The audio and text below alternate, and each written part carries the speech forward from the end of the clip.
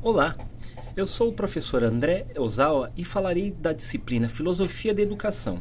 Para esse selfie, eu decidi falar sobre o tema senso comum e senso crítico.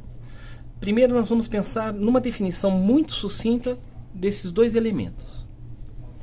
O senso comum são ideias que se desenvolvem em uma sociedade e faz parte da herança cultural de cada povo. Então é correto também dizer que, por exemplo, os valores familiares, os valores sociais, as ideias que percorrem toda uma sociedade, muitas vezes elas fazem parte desse senso que chamamos de senso comum. A diferença do senso comum para o senso crítico é que o senso crítico, além de ser o principal fundamento do ato filosófico, do ato da filosofia, é a capacidade de questionar. É a partir deste questionamento, da análise de forma racional e objetiva, que chegamos a um senso diferente do senso comum. Como exemplo, nós podemos pensar naquilo que circula em qualquer sociedade, ou na nossa sociedade, por exemplo, que a ideia é que determinados tipos de alimentos fazem mal à saúde.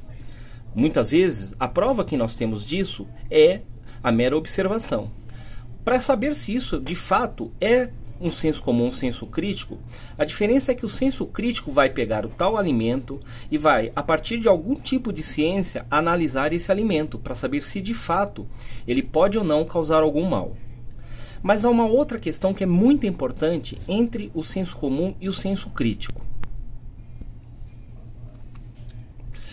O senso comum, ele está representado aqui pelo esse coraçãozinho.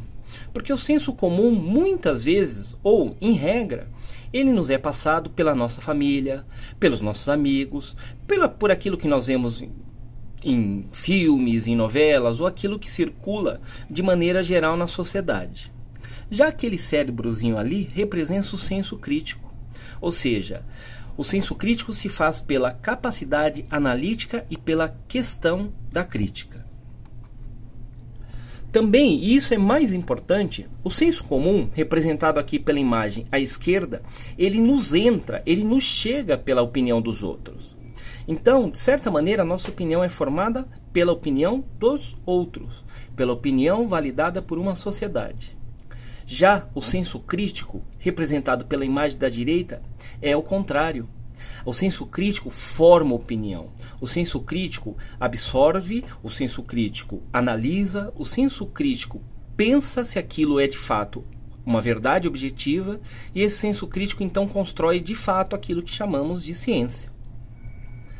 Até a próxima aula.